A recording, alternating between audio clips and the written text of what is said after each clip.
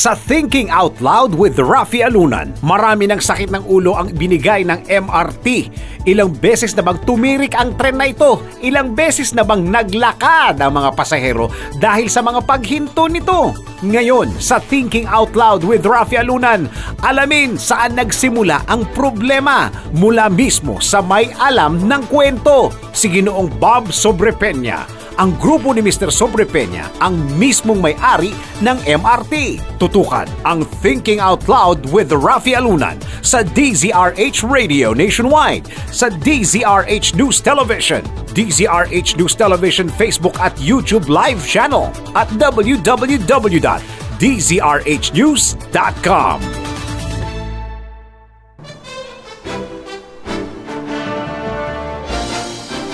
Magandang araw sa iyo, CEO ng MRT Corporation, Bob Sobrepeña. Welcome po sa Thinking Out Loud with Rafi Alunan. Thank you, Rafi. Si Ginoong Bob Sobrepeña ay ang may-ari ng MRT3. Siya ay nasa private sector at ang kapartner niya ay gobyerno. At pag-uusapan natin ngayon yung mga pangyayari doon sa MRT3 dahil sa lahat ng mga nangyari doon ay alam na alam ni Mr. Sobrepeña. Bob, umpisa natin sa history ng MRT. Kailan nag-umpisa yan? Sino mga may-ari? At paano yung division of labor ninyo? Oo. Actually, nag-umpisa ito, yung kontrata nag-umpisa nung time ni Presidente Cory Aquino. No, when yung gobyerno nag-bid out, nag-solicit, at ang nanalo nito ay yung grupo ni Mr. Eddie Levin. Siya yung unang may-ari at founder ng MRT. Then called the LRT company. No? Tapos nung si Eddie Levin was unable to raise the money to start the project, I took it over in 1995. And this was already during the time of President Ramos. Noong time ni President Ramos, the contract had been awarded, contracts had been secured. I bought it from Eddie Levin in 1995.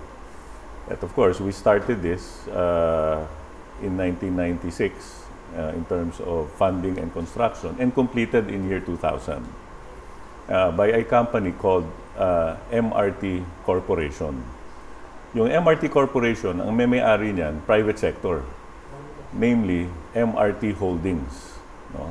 Ito namang MRT Holdings, ang may-ari nito are several private companies. My company for one, Real Estate, Ayala, National Bookstore, Ramcar, United Laboratories, no? And two minority partners. No? 7 kaming may-ari nitong kumpanya na to. And as far as these private sector companies, kami naman ang nagpondo, nag-raise ng pera para gawin itong MRT. Like I said, inumpisahan namin ng 1996. Project cost was in the vicinity of $700 million. Kinumpleto namin yan in year 2000, on time, on schedule, on budget, below budget pa nga ng konti, Rafi. No? And it was inaugurated in year 2000 by President Erap Estrada. Kaya ito, inumpisahan ni Presidente Cory, in-award, na umpisahan yung project nung time ni FBR, ni Presidente Fidel Ramos, by my group, at in-inaugurate ni Presidente Ramos. Ni President Estrada. President Estrada, rather. Now, yung relationship ng private sector namin sa gobyerno, ganito, no? Kami ang may-ari for 25 years. Kami nagpondo, kami nagtapos, and we own it. Kami ang may-ari nitong buong MRT for 25 years, up to year 2025. Okay. The government will lease. Kumbaga, inuupahan sa amin to ng gobyerno. Binabayaran kami ng monthly lease. Sa kasalukuyan? Sa kasalukuyan. Okay. Sa ngayon, nasa year 18 na tayo. Okay. 7 years pa. So, every month, nagbabayad ang gobyerno ng lease. Ang tawag namin dyan, equity rental payment. Nagbabayad sila every month. And, of course, they operate. Government din ang nag-ooperate. Kami may-ari, sila nag-ooperate. Pero ang nagme-maintain nito as per our agreement is private sector. Okay. Dahil sa aming agreement, we are supposed to have a guarantee of 20 trains running at any given point in time. And private sector has a guarantee to government to have 20 trains running every day, no, as a minimum guarantee. Ano yung capacity ng 20 trains na yon? Abe, yung design capacity, 350,000 people. Pero nung 2012, from 2010 to 2012, umabot na tayo ng 600,000 people a day, Rafi. With 20 trains running? With 20 trains running. So in actually, na-overbook na siya, no? It was being overloaded in those years by the government operators. Okay lang, kaya naman eh. Basta't lang extra maintenance. Ang aming maintenance provider nun is a company from Japan, namely Sumitomo Corporation. Okay. Yung Sumitomo Corporation naman, naka-partnership with Mitsubishi at silang dalawa ang nagme-maintain ng MRT for us.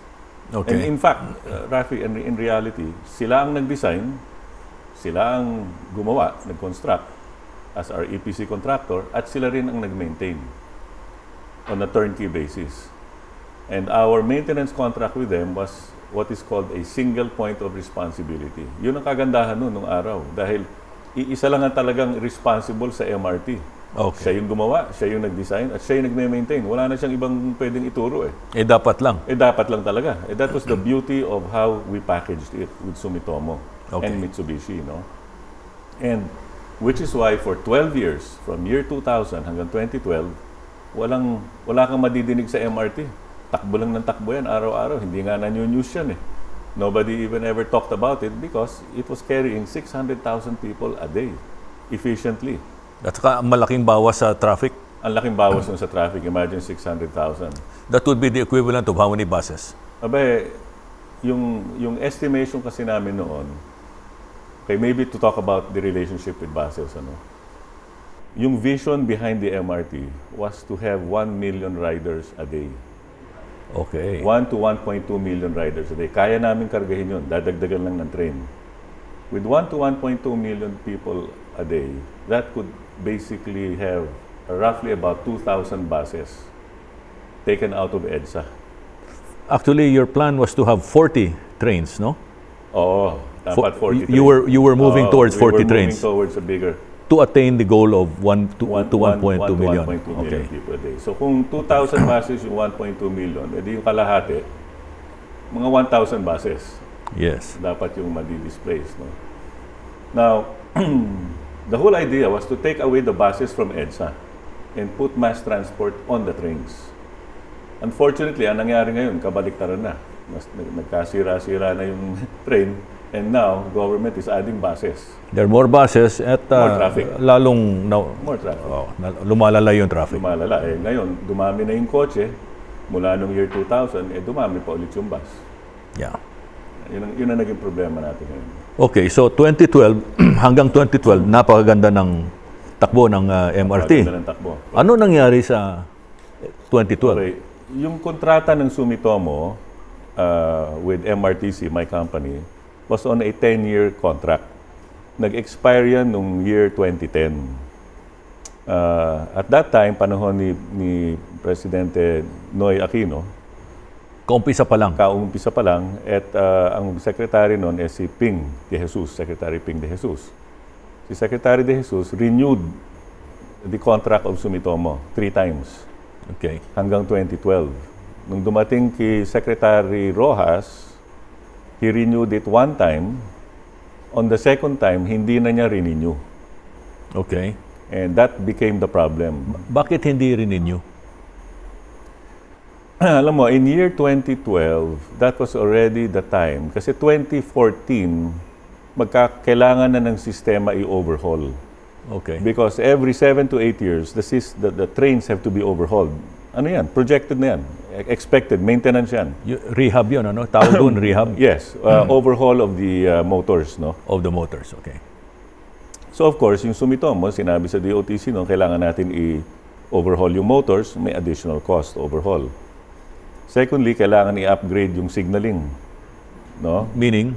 Yung signaling is the one that controls the trains para hindi sila magbanggaan doon sa relays. Okay. So pag parating yung isa, nagko-communicate sila doon sa nakatigil para coordinated yung mga trains, no, to avoid accidents. I-upgrade lang yun yung software. So may additional cost din yun. At yung automatic fare collection, kailangan din gawin. Yun yung tatlong kailangan additional works sa Sumitomo contract noong 2012. I think yung secretary din, si Mar Rojas, thought na baka mahal yung additional cost na yun. Or even maybe questioned whether it was needed or not. And so, he did not renew the Sumitomo proposal. And that was, I think, the biggest mistake. Hindi niya renew yung Sumitomo contract. And much worse, they were unable to bid out to a new qualified maintenance provider. Hindi ibinigay sa isang magaling na kumpanya na kayang gawin yung o ganapin yung kanyang role as a maintenance provider. Anong ginawa nila? Did they set aside the protocols? Oo hindi nila sinunod yung protocol. Ang ginawa lamang nila, hindi renew yung kontrata, and then 2 weeks before the deadline, gusto nilang i-award na sa ibang kumpanya under a emergency procurement.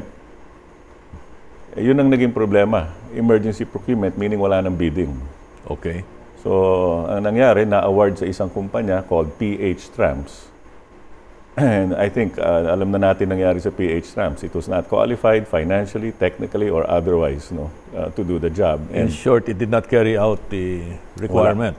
Wala. It was unable to carry out the implementation. So, doon nag-umpisa yung problema ng MRT. At sunod-sunod na nangyari after that. No?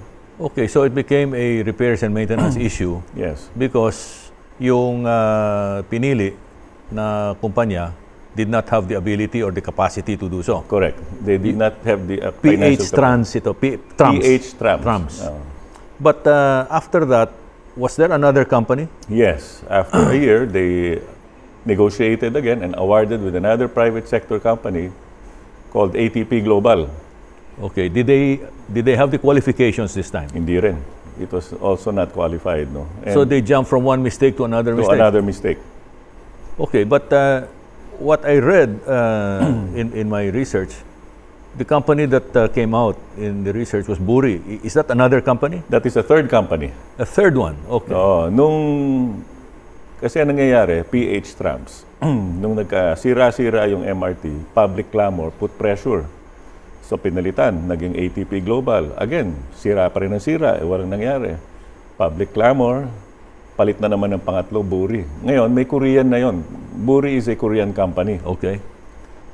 B is for Busan. Busan. Okay. Busan. So, and Busan Rail, no? Kaya Buri. So, unfortunately, etong Buri, the Korean company Buri actually only owns less than 5% of the company. Which company? The company that is maintaining or that maintained the MRT that was awarded the contract. Okay. The 95% was owned by Philippine companies.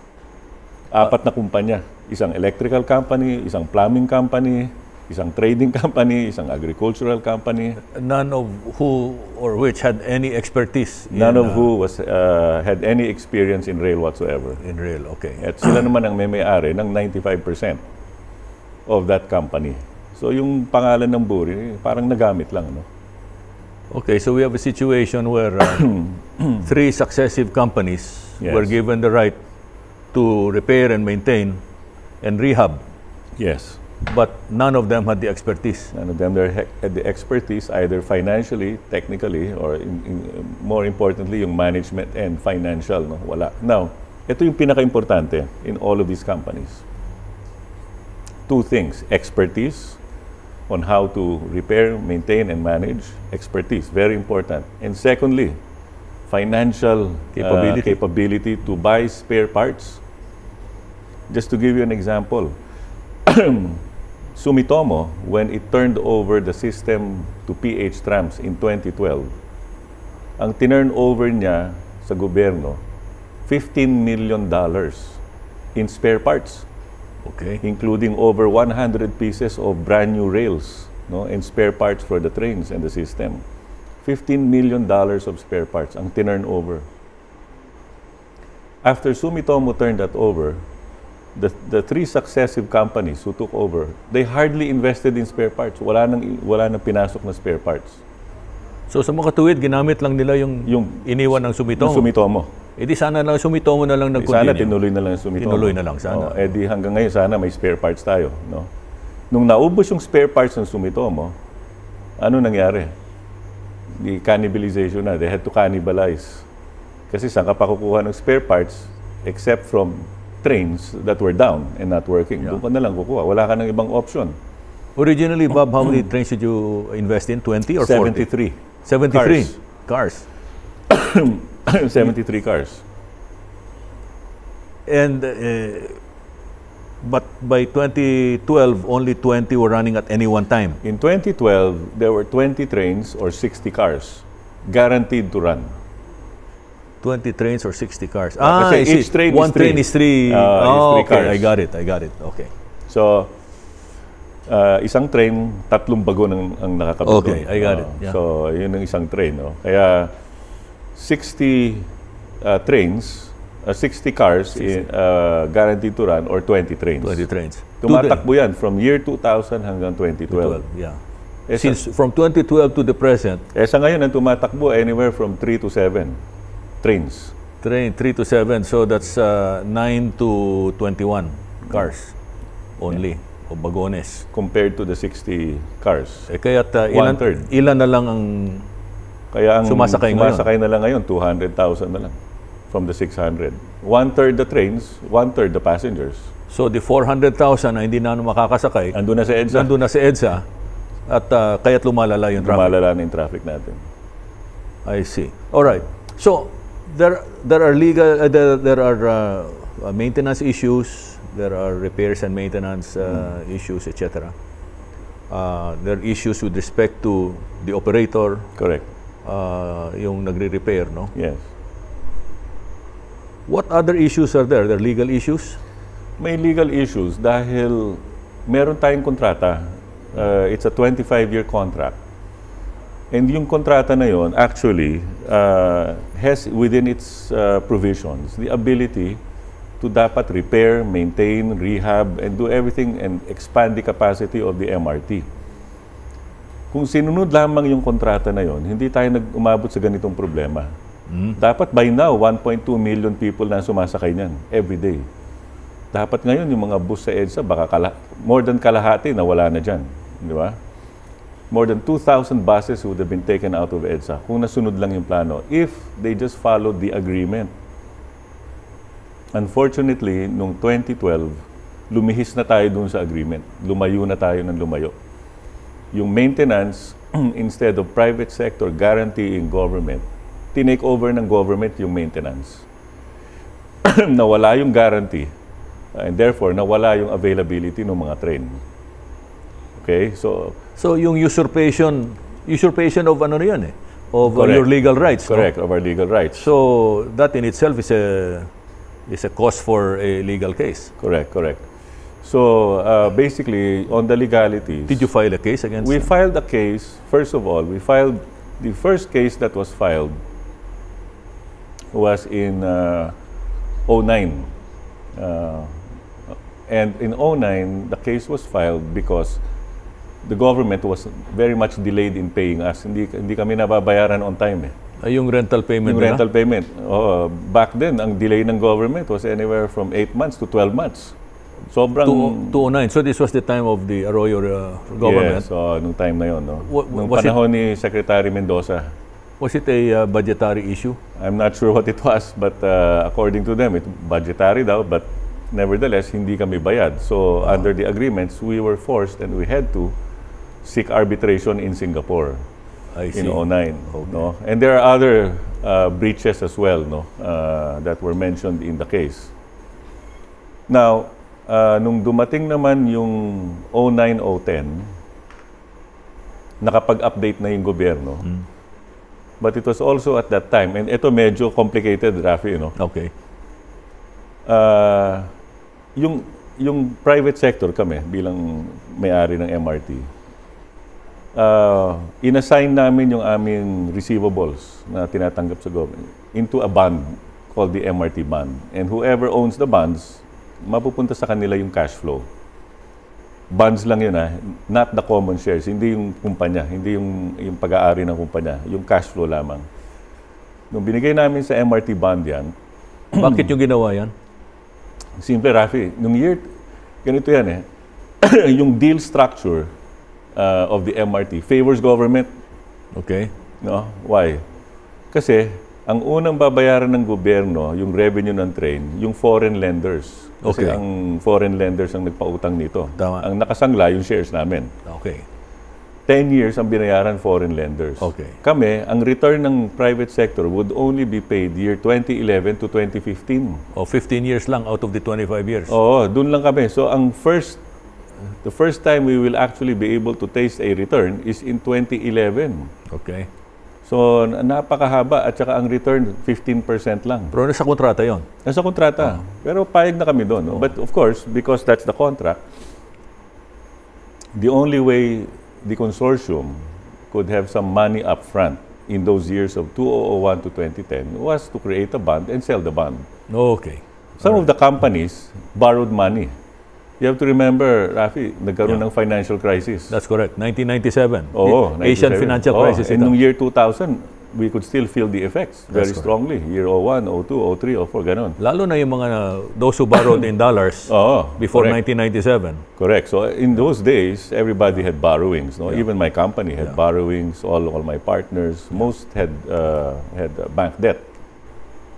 To retire bank debt, we had to sell down. Okay. And when we sold the bonds, Rafi, because napakahaba nung tenure, no, ano yun 10 to 15% of face value lang So discounted, heavily discounted. Anyway, so we sold the bonds, we retired our debt, and that's the reason we basically did the bonds. No? Basically to retire debt, which we incurred in building the MRT.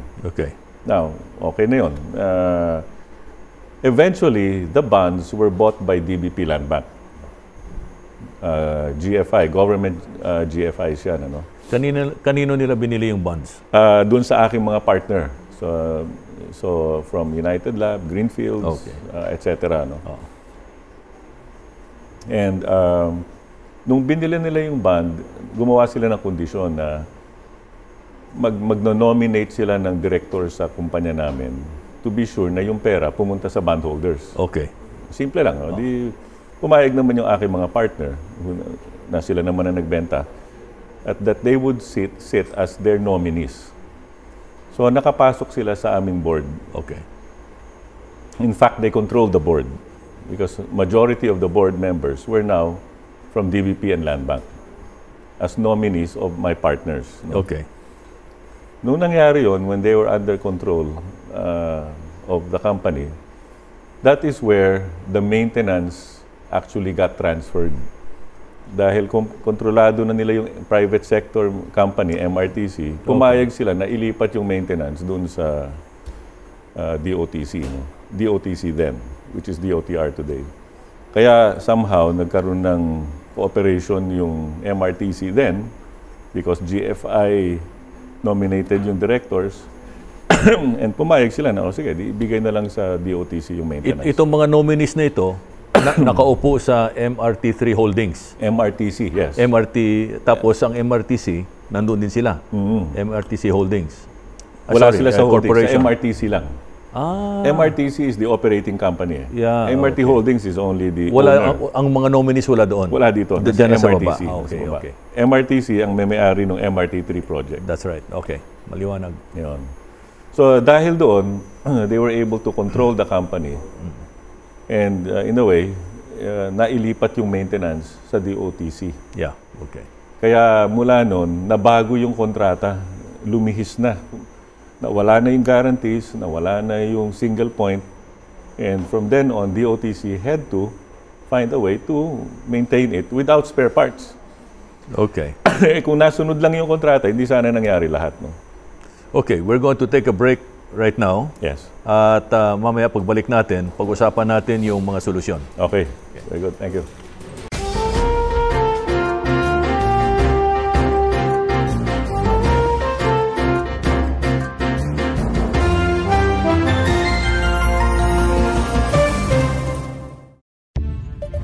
Reklamong totoong pinakikinggan. Reklamong talagang pinag-uusapan.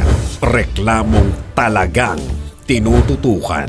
Pinakikinggan, pinag-uusapan, tinututukan. Sama-sama, sabay-sabay at tuloy-tuloy nating tutukan si Greco sa programa Ireklamo kay Greco. Kasama si Greco.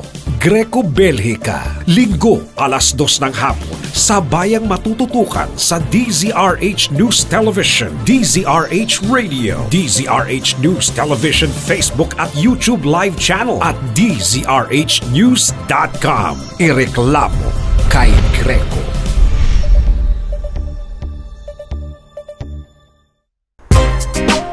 Feeling mo ba out ka sa mga kwentuhan? Feeling mo ba left out ka sa topic? Baka di mo alam ang trending. Baka di mo pa napanood ang viral. Tuwing Sabado, 6 p.m., di ka ma-OP sa kwentuhan sa social media. Pagsasamahin ko ang mga video na viral, video na trending. Kasama niyo ako, Victor de Guzman. Ulit, Sabado, magkita-kita tayo, 6 p.m. Live sa TV, DZRH News Television at live sa social media, Facebook at YouTube sa DZRH News Television. TNVS Trending and Viral Show. Sabado, 6 p.m. sa DZRH News Television.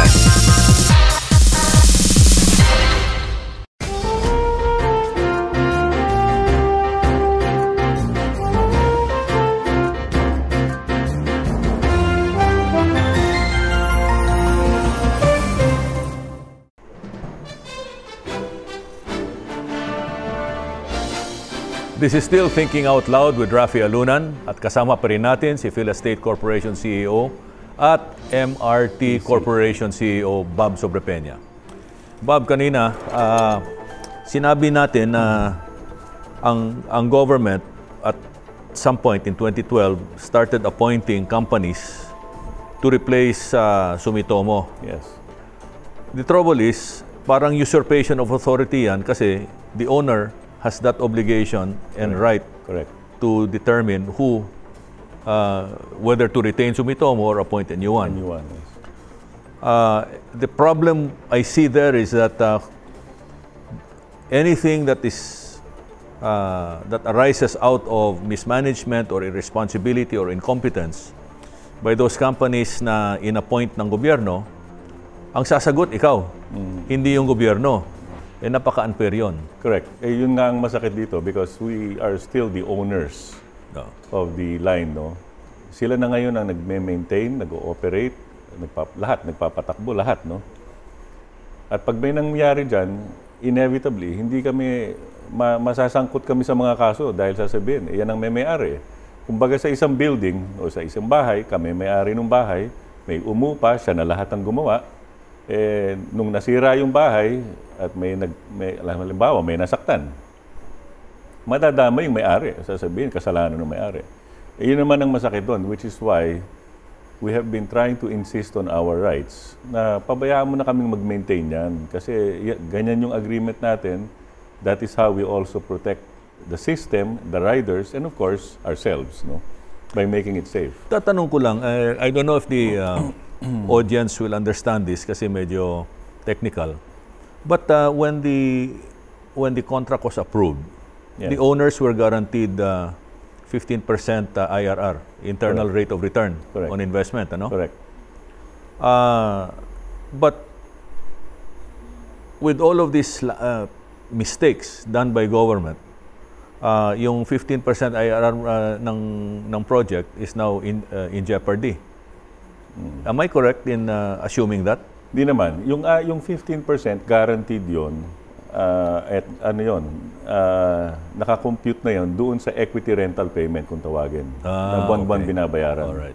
By the way, hindi per annum yan. Yung kumbaga, internal rate of return yan. It's the return for the project. For the project, hindi yan yung parang interest na compounded. Hindi ganyan yan. Talagang 15% lang yung return yan for the project. No? And makukuha naman yon at the end of 2025. Okay. Not every year, but at the end of 2025. What happens if you fall short and you calculate that it fell short because of some of government's misjudgments. Well, that is where you have yung benefit of a recourse to file arbitration sa Singapore. Kung meron kang claim that has not been paid and addressed by government, you can file a case in international arbitration sa Singapore. I understand you have a pending arbitration case in There Singapore. is a pending case which started when government breached na hindi kami nabayaran nung nakaraang taon, years back, basically nung 05 to 09, hindi kami nabayaran ng tama. MRTC filed yung delay na ito, yung delay ito. Yung delay, mga 1 year delayed na sila noon eh. So we filed the case in Singapore. Nung 09-2010, government took over the company. And instead of dropping the case, kasi nakapag-update na yung gobyerno, no? Hindi nila drinap yung case, iniwan nilang buhay sa Singapore, no? For some reason. And to fast forward, nung time ni Secretary Abaya of President Aquino, bago siya bumaba, 1 week before he stepped down from office, nag-file siya ng panibagong kaso. Which, anong case naman ito? Sa Singapore. Doon din sa Singapore, yes. Basically, a counterclaim stating that yung MRTC daw, hindi daw namin tinapos yung project. Kaya daw nagkasira-sira. If you ask me, they were just trying to cover up their faults for taking over the maintenance, no? Parang, kumbaga, diversion lang eh. So, nag-file sila ng kaso, and yun naman yung kaso na buhay ngayon sa Singapore. I see. Okay. So, that's where we are right now. That's where we are. And it looks like from the standpoint of the regular commuter like me, parang walang katapusan. Correct. This is open-ended, wala tayong nakikitang closure. Correct. If we were seated here with President Duterte and Secretary Tugade, what would you tell them, what would you advise? How would they, since they're the ones in charge now, Correct. how would they bring closure to this problem? Well, first of all, the best thing to do is to implement existing agreements. There are existing agreements that are in place that can be used to bring about the solution immediately. Kasi nandiyan na yung mga agreements na yan. Now, these agreements, of course, favor us as the owner. These are agreements that were granted to us nung ginawa namin yung project na yan. On our part, tinapos naman namin, linagay namin yung equity, yung mga $200 million of equity and borrowings. And of course, as a result, nandiyan yung agreement that can be used to rehab and increase the capacity and upgrade the system. The fastest way to do it is use those agreements. Which the owners are capable of doing. Which we can do. Yeah. We have proposals to government, number one, to do a fast-track rehab for $150 million. $100 million worth of repairs and rehab, $50 million worth of maintenance for 2 years. To be paid over 2 years, yung 50 million, including the overhauling of the motors ng mga bagon. At the end, Saan galing yung mga original motors na yan? the original motors came from the original manufacturer, which was the from the Czech Republic, from Europe. Europe, okay. Czechoslovakia. Yes, from Czech Republic, no? Which binili na ng Siemens. The Siemens original of company, Germany ba ito? Oh, German. Binili na ng Siemens, no? Now, they are still willing to basically continue, no? At kami naman, together with our contractor, EPC contractor, Sumitomo and Mitsubishi, are willing to undertake the rehab, which can be completed, most of it can be completed in 1 year, but the overhauling will take another year, kaya 2 years all in all. But that would be the best. That Dapat would be may the fastest. precondition yan that yung mga nakaupo sa board Yes. from the government should vacate in favor of the private sector owners Correct. Sa ngayon, and give you free rein. yes, sa ngayon, Rafi, kami na-take over namin yung board. We are now sitting in the board. No? Because the government nominees, for one reason or another, were unable to take their seats because they did not want to sign yung what is called a declaration of trust. If you ever said, medyo complicated, no, or technical, but yung nominee ng government has to sign that agreement na he is the representative of the owner. He's the trustee. He's the trustee of the owner. Yung owner na yon, yun yung mga aking mga partner, hindi man sa akin eh. Yeah. Yung mga partner ko ang mga shareholder owners. So it's a document that they have to sign, but they actually refuse to sign it, or they fail to sign it. That's very Curious. questionable, ano? Kung bakit. Hindi natin alam. Kaya actually, as chairman, I had them elected to the board, but because they did not sign it, my partners could not bring them to the board. Okay, so these are Ayala. This is basically United Lab Unilab, Greenfields, Ramcar, Ramcar. National Bookstore, etc. No? Okay, Sila yung mga nominees ng mga kumpanya na yon. all right. So, while it's like that, we are in control of our board. We had to go back to our board, and so the founders are again the directors and founders. So I sit as chairman, and then kami na rin nag-elect ng president and directors. So now we control it. But Who holds the key to the solution? DOTR.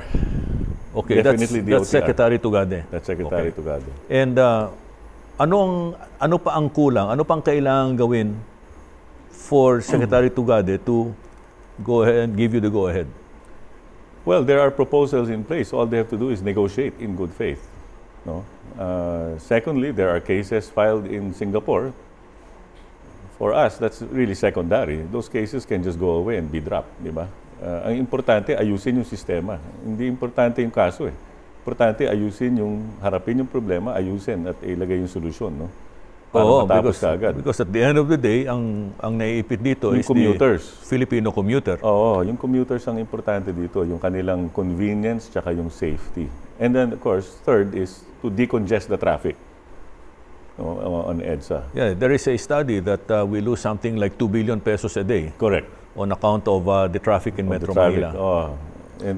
And so, for us, yung mga agreement, sundin lang, kasi kaya tayo may agreement eh, sundin lang dapat yung agreement, and everything has been envisioned in that agreement, and the solutions can come very fast by way of those agreements. One good thing is, ang nadinig ko ngayon is si Secretary Tugade is now talking to Sumitomo. Now, at least he is now talking to the correct maintenance provider. Kasi ito yung pinaka-importante eh. Sumitomo and Mitsubishi, they designed, they built it, they designed it. They know it. They know it through and through, and they will be the best ones to maintain it. Yeah. And if they will be the ones to maintain it, Because they already have a track record. because they have a track record, and sila ang gumawa eh. Yeah. Pag sila ang nag-maintain yan, pwede nang ibalik yung single point of responsibility. Sila na lang ang responsible sa pagtakbo niyan araw-araw at saka sa availability. That way, talagang you can be assured that they will actually have all the parts ready to make it run every day, as they did for 12 years, noong year 2000 to 2012. No? So at least yan, kinakausap ni Secretary Tugade, yung Sumitomo. I heard, no? If he gives the order, go ahead Sumitomo, how long will it take for them to ramp up and then catch up? In our program, because we also deal with Sumitomo, and we have dealt with them all these years, they would have substantially done the rehab work within 12 to 18 months. Substantially tapos yung rehab work na yan. And in 18 months, yung minimum na 20 trains will be back on May track. babalik na. Oh, mababalik na natin. And then moving towards how many trains? 40 trains? Now, pag nagawa natin yung rehab, pwede na ngayong gawin yung susunod na phase, which is called capacity expansion. Ayun. Yung capacity expansion, yun yung pagdagdag ng mga bagong bagon. Okay. Doon mapapasok naman tayo, paano yung mga Dalian trains na binili nung nakaraang administrasyon? Dapat yun yung capacity expansion. Ang question dyan, who will they charge that cost to? To the owners or to themselves? Well, they cannot charge that to us as owners because we were never in the loop in the acquisition. As a matter of fact, Rafi, I objected when they purchased In writing that. yan, ha? In writing? In court. Okay.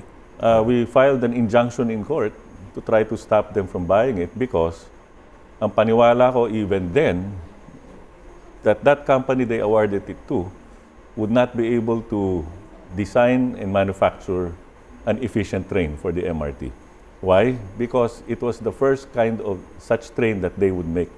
Yung manufacturer nun sa China, ang ginagawa nila yung diesel trains, diesel locomotive. Ito yung electric. long-haul train. Ito electric train, mass transport, ibang-iba, double articulated. Ibang-iba yung train dun sa train na alam nilang gawin. And Pero so, ang binili yata trend pero walang engine o walang motor. isa pa yun. Walang motor. ang talagang ang dapat na nangyari dyan, per agreements, yung train, ginawa lahat yan sa China, manufactured in China, assembled in China, at pinatakbo ng 5,000 kilometers. Dapat. Testing sa China. Requirement yun. Requirement yun, under the contract. Pag pumasa doon, yung prototype, dadalhin sa Manila, at ipapatakbuhin naman dito sa Metro Manila ng another 30 days. Lalagyan na, ginawa nga namin yan nung binili namin yung aming train. 5,000 kilometers test, pagdating dito, 30 days on EDSA with sandbags para magaya yung bigat ng mga pasahero. Sandbags ang linode namin. For 30 days, we ran it on EDSA. No? 24/7 yan, takbo ng takbo. For debugging. Oo. Ngayon, pag pumasa siya doon, tsaka mo lang i-commission yung delivery ng ibang train at tsaka mo lang sasakyan ng pasahero. So it's only at that point that you accept. Dapat. Oo. Nangyari dito, dumating yung body galing China, no? At yung pinaka-chassis niya, walang motor. Dumating yung motor galing Germany at other parts, inassemble sa Manila. So number one, hindi na to gawa sa China, gawa na to sa Manila. Unang-una. Pangalawa, hindi siya tumakbo ng 5,000 kilometer test. Ang 5,000 kilometer test niya, nandito na sa ating release, which you cannot do. Why? Because the train has to run at 60 kilometers per hour during the test. You cannot run at 60 kilometers per hour on EDSA because sa ngayon, you can only run between 20 to 40. So in other words, bumili, inaccept before the testing. Correct. When it should have been after the testing. After the testing. Yun ang unang mistake. And even worse, they were even running it on weekends and riding passengers on it. Doon nag-umpisa yung tawag nito, mga shortcut. Yung mga shortcut na parang yung Dengvaxia controversy. Hindi rin sinunod yung protocol. Yung protocol. Ganon. Hindi sinunod yung protocol na testing bago mo isakay yung pasahero. Dito, ang nangyari, yung pasahero naging ginipig. Okay, so minadali nila. Minadali. What year was that? Dumating yan nung year 2015. No? 2015. 2015, 1 year before the 2016 elections. Yes, 1 year before. Okay, I can already see something. Okay, be that as it may, we're looking at an 18-month ramp-up. Yes. If the decision was given today, Correct. For Sumitomo to go ahead. Yes. Well, correct. If it was given today. Correct. And then, when will you negotiate the second phase, which is capacity expansion, after 2025? Well, actually, yung capacity expansion, dapat yan i-negotiate na rin, i-award na yan because it will also take time to do that, no? Pero how much time allowance do you need? Kung isasama yung capacity expansion at yung fast track rehab, all in all, it will take about 3 to 3.5 years para ma-expand yung capacity as well, no? In the original plan, yung capacity expansion would bring up the number of passengers to what level? Etong unang capacity expansion, aabot tayo ng mga 800 to 900,000 passengers. On top of the 1.2 million that you envision? Sa ngayon kasi, pag umabot ulit tayo sa 20 trains, mga 600,000. babalik na naman tayo sa 5 to 600,000. Okay. With the capacity expansion, aakyat yan sa 8 to 900. Alright. Pwede pang dagdagan ulit ng another expansion para umabot sa 1.2 million. Alright. So pag doon sa 1.2 million, ilang trains ang kailangan? Total of, let's see, 91, mga 90 trains. Yeah. 90 trains or 270 na bagon. Oo. So basically ganito, no? Yung expansion natin ngayon where we can double the capacity, kung tawagin namin phase 1, North Avenue hanggang Taft. Yes. 17 kilometers. Okay. Yan yung tinatakbo ngayon. Phase 2 is longer. Yung phase 2, aabot ng monumento. Okay. Oo. Pag yun, dinikit natin yung riles nung nasa EDSA papuntang monumento, naging seamless yan. Okay. We can add another 300,000 riders. All right. And more trains. Okay. So, And it ends there, is a monumento? And it ends in monumento. Okay.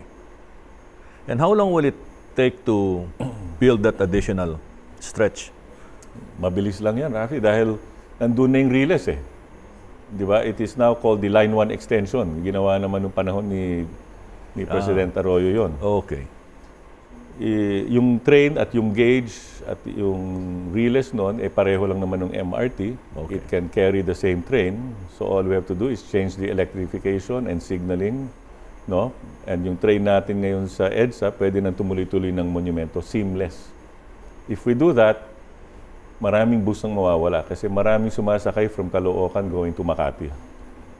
Sa ngayon, ang ginagawa nila, sumasakay sila ng bus, bumababa sila ng Makati. Rather than sasakay ng bus, bababa ng North Avenue, sasakay ulit ng bus, di ba? Ng train, tsaka pupunta ng Makati. Bob, apart from the MRT project, kasi napakaganda ng konsepto eh. At saka yung benepisyo sa gobyerno at saka sa Filipino commuting public ay marami at maganda. But in order to provide support and parang force multiplier to the MRT project, if you were asked what other projects would you like to undertake that could connect to MRT, what would that be? Well, itong sa MRT, the other projects that we have connected to it are the airport link. Nakakonect sa airport. This is the one from Clark all the way to... No, dito sa Taft. Actually, it connects from our Taft Avenue station. Kumokonect siya sa NAIA. Okay. Di ba? So, yes, that's right. Oh. From Taft Avenue, it can connect to NAIA. Okay. That's one. Nasa... The NAIA complex. Oo. So, 1, 2, and 3? 1, 2, and 3. Okay. Pangalawa, yung Makati Loop. Meron din kaming nasa agreement din namin that we can do an extension going down Ayala Avenue, Buendia, labas ng Macapagal Avenue, underground, and then connecting to the Taft Station. Para lahat ng mga umiikot ng Makati at Manila, makakasakay din ng MRT papuntang EDSA. Okay. Itong underground na pinag-uusapan, yes. Kasama kayo doon? Kasama. As a matter of fact, the tunnel is already built partially under Ayala Avenue. Oh, yes. So that we can actually go underground through Ayala Avenue. This is the one that's Japanese funded, no? Yung underground iba pa yung JICA. Yung subway, iba pa yun? Iba pa yun. I see. Kasama ba kayo doon? Hindi kami kasama doon. But etong Makati Loop, as we call it, this was in our agreement. This was envisioned as far back as in the early 90s, no? Na may magkakaroon ng Makati Loop. And when we took over in 95, we envisioned connecting to the airport. Partly underground and partly overhead. Underground, partly overground. Oh, fantastic. Yung maganda sanang mangyari din at pwede namin gawin bilang may-ari ng MRT, no? Marami pang dapat pag-uusapan, kaya lang we're short of time. Okay. And so I'll give you the remaining 1-2 minutes to talk to the public. Yes. Well, thank you, Afi. Well, unfortunately nga na nagkaroon tayo ng mga pangyayari sa MRT na hindi nasundan yung dapat na nangyari. Sana lamang yung ating gobyerno maibalik natin sa tama, masundan tong mga agreement. Ang pinakamabilis na mangyari nito is sundin yung agreement at within the agreement, ibalik yung MRT sa dati niyang performance, no, na napaka-efficient under the control of private sector, government, and yung ating kontratista na Sumitomo and Mitsubishi. That worked before, and that will work again well for the future, especially for public convenience and safety. No? And on that note, I'd like to end by saying that this can happen very, very quickly under the Duterte administration, knowing how decisive the President is. Maraming salamat, Bob. Thank you, Happy. And Maraming salamat din. we look forward to another session with you. Sure. As this controversy goes along, and hopefully, if we see that there's light at the end of the tunnel, we'll bring you back again to discuss it. Thank you. Thank you again. Appreciate it. Thank you.